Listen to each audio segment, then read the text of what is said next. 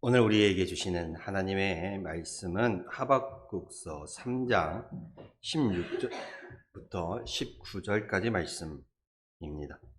하박국서 3장 16절부터 19절까지 말씀입니다.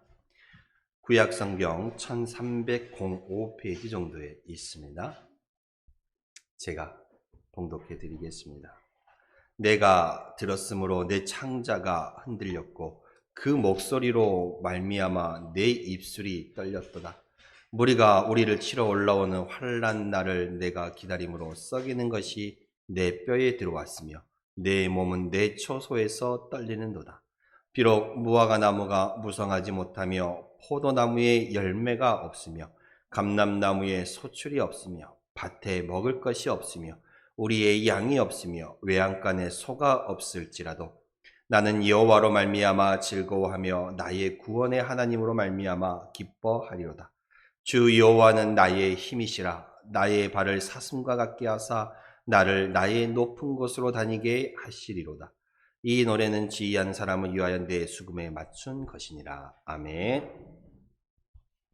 오늘 우리가 함께 보시는 이 말씀은 하박국 선지자의 마지막 하나님께 대한 찬양의 고백입니다. 북이스라엘은 이미 멸망을 당했고 남유다 나라 또한 이제 기울어 가는 시기였습니다. 이러한 때에 하박국 선지자는 하나님께 어떠한 물음을 던집니다. 하나님께 자기의 서운한 마음을 토로하지요. 하박국 선지자는 하나님께 물었습니다. 왜 하나님께서는 악인들을 그대로 두시고 왜 의인들을 구원하지 않으십니까? 왜 하나님께서는 악인들을 가만히 두시고 의인들을 구원하지 않습니까? 라고 묻지요. 지금 남유다는 바벨론이라는 큰 나라, 큰 제국에 의해서 먼저 첫 번째 1차로 침공을 받고 수많은 인재들이 포로로 그 나라로 끌려갔습니다. 그런 모습을 보고 하박국 선지자는 하나님 왜 우리의 기도를 듣지 않으십니까? 하나님 왜 우리의 이 부르짖음을 기억하지 않습니까? 라고 말하지요. 그때 하나님께서 이 하박국 선지자에게 응답하시기를 이 백성, 남유다 이 백성이 하나님 앞에 죄를 지었기 때문이라 라고 말씀합니다. 종교적으로 그리고 도덕적으로 하나님 앞에 타락하여 죄를 지음으로 말미암아 하나님께서 지금 징계하고 계시다라고 말씀하시는 것입니다. 이 바벨론이라는 나라를 들어서 하나님께서 이 남유다 이 백성을 징계하고 계시다라는 말씀이지요. 이 하나님의 음성에 하박국 선지자는 다시 한번 하나님께 말합니다. 하나님 왜 하필 바벨론입니까? 하나님 왜 하필 바벨론입니까? 하나님 이 백성이 아무리 악하다고 할지라도 하나님 이 백성이 아무리 하나님 앞에 죄를 지었다고 할지라도 저 바벨론 사람들은 우리보다 더 악하고 우리보다 더 나쁜 사람들인데 그 사람들을 통하여서 왜 하나님의 백성을 징계하십니까? 라고 묻는 것이지요. 그때 하나님께서 이 하박국 선지자에게 말합니다. 내가 이 바벨론을 들어 잠시 사용할 뿐이고 이 바벨론이라는 나라 역시 나의 징계를 받아 심판을 당할 것이다 라고 말합니다. 그리고 그 가운데서 그리고 그 속에서 하나님께서 하나님의 이 백성을 다시금 회복시키시고 다시금 돌이키실 것이라 라고 말씀을 하시는 것입니다. 이 하나님의 음성을 듣고 하박국 선지자가 오늘 이 본문 우리가 함께 읽은 이 본문을 통하여서 하나님을 찬양하며 이 하박국서를 마무리하고 있는 것입니다. 오늘 성경에서 우리에게 말합니다. 바로 그것은 희망이 누구냐? 우리의 소망이 누구냐 하는 것입니다. 그리고 우리의 희망이, 우리의 소망이 하나님이라고 말합니다. 세상이 아니라는 것입니다. 사람이 아니라는 것입니다. 하나님이 우리의 희망이요 하나님이 우리의 소망이라고 성경은 우리에게 바라고 있는 것입니다. 여러분, 저와 여러분들에게 있는 그 어떠한 것도 당연한 것으로 여기지 마십시오. 내가 당연히 하다고 여기는, 내가 당연히 누리고 살아가는 이것들 모두 다 하나님께서 우리에게 주신 것들입니다. 여러분이 걸어 다니는 것, 여러분이 볼 수 있는 것, 여러분이 먹는 것, 집이 있는 것, 자녀가 건강하다는 것, 내가 일할 수 있는 곳이 있다라는 것, 이 모두가 다 하나님께서 우리에게 주신 축복이며 은혜입니다. 내게 있는 것에 감사할 수 있기를 바랍니다. 여러분, 온 천하를 다 가져도 하나님이 없는 인생은 만족과 기쁨이 없습니다. 감사가 없어요. 그러나 이 세상의 것들이 나에게 조금 부족하다 할지라도, 없다 할지라도 하나님께서 나와 함께 하시면 기쁨이 있습니다. 감사가 있죠. 소망이 있고 희망이 있습니다. 애굽 땅에 형들의 손에 팔려서 노예로 나아간 이 요셉, 보디발의 장군의 집에서 종살이 하면서도 억울하게 누명을 써서 감옥 가운데 갇혀 있으면서도 하나님께서 이 요셉과 함께 하셨기에 그가 형통하였다라고 성경은 말하고 있습니다. 그의 삶은 형통한 삶이 아니었지요. 형들의 손에 팔려서 남의 집에 종살이한 삶이 어찌 인간적으로, 세상적으로 형통하다 할 수 있겠습니까? 억울하게 누명을 써서 감옥에 들어간 그 모습이 어찌 세상적으로, 인간적으로 형통하다 할 수 있겠습니까? 그러나 성경은 분명히 말합니다. 하나님께서 요셉 그와 함께 하셨으므로 그가 형통하였다라고 말하고 있습니다. 여러분, 하나님을 나의 도움으로 삼으며 하나님께 소망을 두고 살아가는 자들은 복이 있다라고 성경은 말하고 있습니다. 시편 39편 7절에 주여 내가 무엇을 바라리요 나의 희망은 주께 있나이다 라고 시편 기자는 고백합니다. 요셉은 비록 남의 집에 종살이하는 모습으로 있었다 할지라도, 요셉은 비록 억울하게 누명을 써서 감옥에 있었다 할지라도 이 요셉이 바라는 것, 바로 하나님을 바라보고 있었기 때문에 그에게 희망이 있고 소망이 있었던 것입니다. 우리는 이 사사시대를 영적인 암흑시대라고 말을 합니다. 이 영적인 암흑시대에, 사사시대에 하나님께서 세우신 사람들이 있었습니다. 하나님께서 세우신 사사들이 있었죠. 삼손이 있었고 기드온이 있었고 드보라와 같은 많은 사사들이 있었습니다. 이 사사들이 일어나 죄를 지었던 백성들을 일깨우고 이 백성들을 그때 때마다 지켜냈습니다.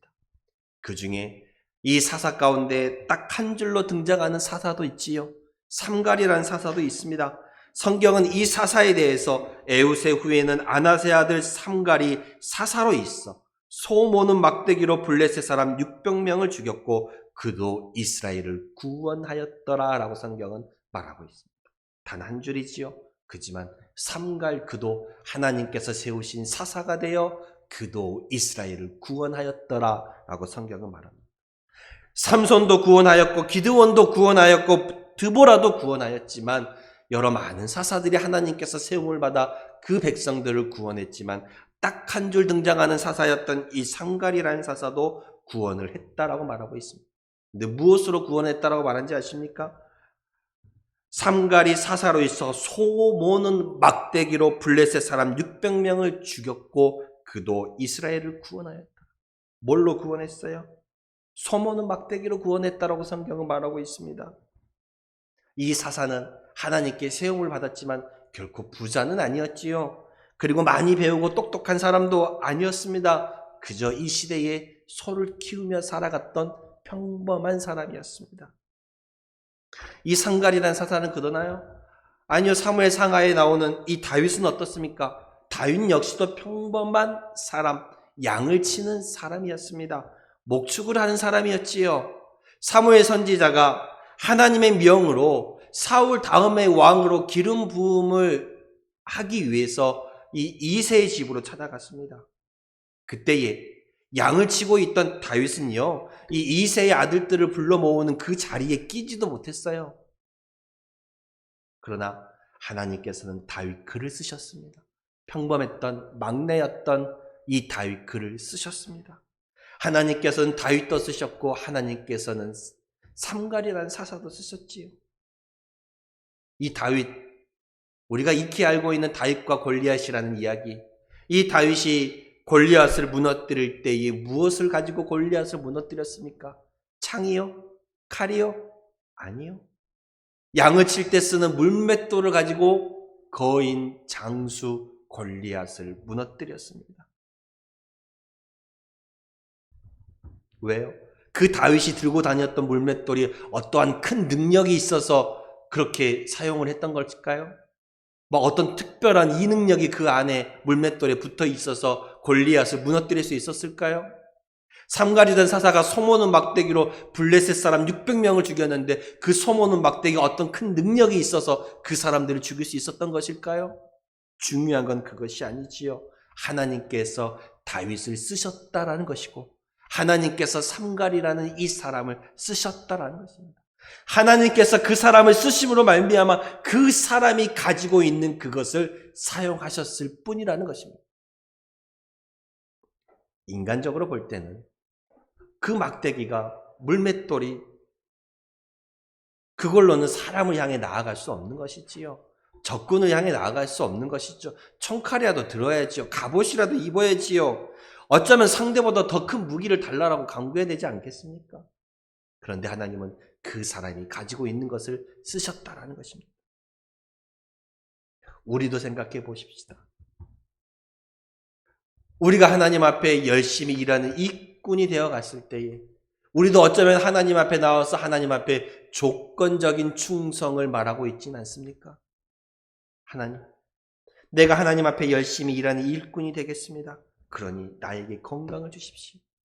하나님, 내가 하나님을 열심히 잘 믿어볼 테니까 하나님 나에게는 이 문제를 해결해 주십시오. 하나님, 나의 이 건강을, 나의 이 아픔을, 나의 이 질병을, 나의 이 고통을 물러가게 해주십시오. 그럼 내가 하나님 앞에 죽도록 헌신하겠습니다. 어쩌면 우리는 하나님 앞에 조건부적인 헌신과 충성을 요구하고 나아가고 있는지도 모릅니다. 과연 그런 사람이 그렇게 하나님의 은혜로 고침을 받았다라면, 그 문제를 해결함 받았다라면 과연 그 말대로 충성, 헌신, 봉사할까? 어쩌면 잠깐은 그럴 수 있을지 모르나 다시 본연의 세상으로 돌아가는 그 모습을 보이게 될 것입니다. 하나님께서도 사도 바울에게 말씀하셨죠. 사도 바울은 육체적인 질병을 가지고 있었습니다. 그 질병을 위해서 하나님 앞에 정말 기도했습니다. 그때 하나님의 응답이 뭔지 아십니까? 너의 약함이 곧 강함이라 그랬습니다. 너의 약함으로 인해서 하나님을 더 찾게 되고 하나님을 더 붙들게 되니 오히려 그것이 너의 능력이라고 말씀하십니다. 세상에 어떤 사람이 내 가지고 있는 질병이 나의 능력이라고 말할 수 있겠습니까? 그러나 내가 가진 이 질병으로 인해, 내가 가진 이 고통으로 인해, 내가 가진 이 아픔으로 인해 그것으로 내가 하나님을 찾게 되고 하나님의 능력을 힘입게 되니 오히려 그것이 너의 능력이라고 하나님 말씀하시는 것이지요. 평안하면 하나님도 뭣도 없습니다. 내가 잘되면 하나님도 뭣도 없지요. 내가 내 뜻대로 내 힘으로 내 능력으로 살아가니 하나님을 찾을 시간도 없는 것이지요. 세상적으로 바쁘고 인간적으로 바쁘니 교회의 일은 소홀되고 하나님도 소홀이 되는 것입니다. 내게 부족함이 있으니, 내가 연약함이 있으니, 내게 안타까움이 있으니 그것이라도 붙들고 하나님의 능력을 강구하며 살아가는 것입니다. 그러니 너의 약함이 곧 능력이라고 말하는 것이죠. 그래서 하나님은 사도 바울의 그 질병을 끝내 고쳐주지 않는 것을 알 수가 있습니다. 그 능력 맡은 사도 바울이, 다른 사람의 질병은 다 고쳤던 사도 바울이, 하나님께서는 그의 교만함 때문이라도 그 병을 그대로 두셨다라는 것입니다. 여러분, 하나님께 쓰임받은 사람은요, 삶에 문제가 없는 사람이 아닙니다. 강한 사람이 아닙니다. 나이가 많고, 나이가 적고, 잘나고, 배웠고, 똑똑하기 때문에 하나님께 쓰임받은 것이 아니에요. 삼갈이라는 사사도 소를 치는 농부였습니다. 다윗도 양을 치는 목자였습니다. 물매와 돌만 있어도, 소모는 막대기 하나만 있어도 하나님께서 그 사람과 함께 하시면 문제될 것이 없다는 것입니다. 내게 아픔이 있어도, 내가 건강이 조금 부족해도 하나님이 나와 함께 하시면 문제가 없다는 것입니다. 그래서 하나님이 희망이요, 하나님이 나의 소망이라고 성경은 말하는 것입니다. 그럼 이 하나님을 우리가 어떻게 만날 수 있습니까? 그러기 위해서는 나를 낮추어야 합니다. 나를 낮추어야지요. 어떤 일을 당했을 때 그것이 나 때문이라는 그 고백이 있을 수 있어야 합니다. 우리가 처한 상황 가운데 우리의 처한 상황이 어렵다고 할지라도 우리는 하나님께 보통 원망하지요. 하나님, 왜 나에게 이러한 고난을 주십니까? 왜 나에게 이러한 시련을 주십니까? 왜 우리 가정에 이러한 아픔을 주십니까? 우리가 하나님 앞에 그저 속상하고 원망함만을 토로해서는 하나님의 뜻을 발견할 수 없습니다. 그 서운함 속에서도 하나님의 은혜를 찾고자 했던 오늘 하박국 선지자의 모습을 보십시오. 하나님이 이 백성을 왜 가만히 두십니까? 하나님, 왜 하필 바벨론이라는 나라를 들어서 이 백성을 치십니까?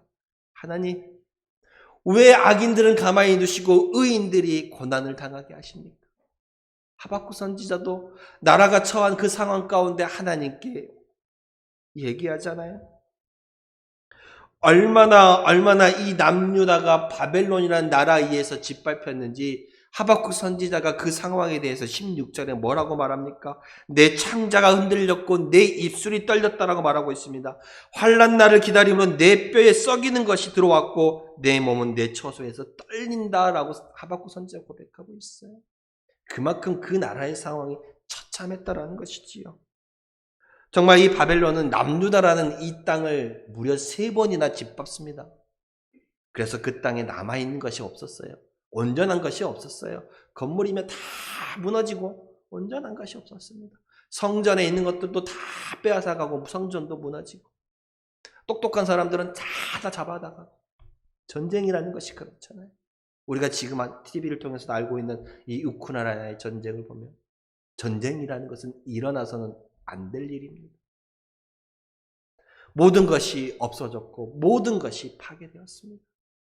하박국 선지자가 볼 때 하나님 앞에 얼마나 서운했겠습니까? 그래도 하나님의 백성인데, 그래도 하나님을 믿는 사람들인데, 아무리 이 백성이 하나님 앞에 종교적으로 도덕적으로 타락했다 할지라도 그 가운데는 작지만 여전히 하나님을 믿고 살아가는 사람이 있고 하나님의 말씀대로 살아가려는 사람들이 있는데, 그들의 기도와 그들의 부르짖음을 외면하시고 하나님이 저 바벨론이라는 나라를 통해서 이 땅을 짓밟게 하시니 얼마나 서운했겠어요, 하나님 앞에.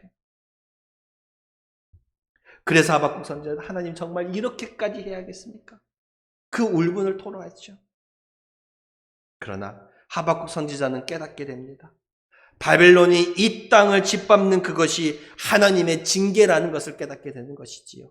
그 나라가 그냥 온 것이 아니라 그 나라 뒤에 누가 있다는 걸 알게 되는 거예요. 하나님이 있다는 것을 알게 되는 거예요. 그리고 지금 이 순간이 이 나라가 짓밟히는 이것이 바로 하나님의 징계라는 것을 깨닫게 됩니다. 그리고 그것으로 끝나는 것이 아니라 하나님께서는 당신의 자녀들을 그대로 내버려 두시는 것이 아니라 다시금 회복시키시고 다시금 일으키시려는 그 계획을 또한 듣게 되고 보게 됩니다. 하나님의 이 백성을 이대로 내버려 두지 않을 것이라는 것을 깨닫게 되지요. 그래요. 우리가 어떠한 어려운 상황 가운데 원망과 불평만 하고 있어서는 하나님의 뜻을 알 수는 없습니다. 나를 낮추고 겸손히 하나님 나 때문입니다. 내가 하나님 앞에 죄인입니다 라고 가슴치며 고백하며 나아갈 때에 하나님께서 나를 회복시키시고 하나님께서 나를 새롭게 하시려는 그 뜻을 발견할 수 있는 것입니다. 원망과 불평만 해서는 그 상황을 벗어날 수 없다라는 것이죠. 먼저는 나를 낮추는 작업, 내가 하나님 앞에 죄인이라는 그 사실, 그것을 깨달아야 합니다. 여러분, 바리새인과 세리의 기도가 나오지요. 예수님은 누가 더 의롭다라고 하셨습니까? 누구의 기도를 들으시고 누구를 더 높이셨나요? 바리새인은 광장 사람 많은 곳에서 자신을 잘 보이려고 나는 이렇게 깨끗하고 의로운 사람이라 자기를 드러내며 기도를 했지요. 바리새인이 어떻게 기도했습니까? 하나님이여, 나는 일주일에 2번씩 금식하고 소득의 11조를 드리고 나는 토색과 불의와 간음하는 자들과 같지 않게 하시고 저 세리와도 같지 않게 하심을 감사한다고 고백하고 있어요.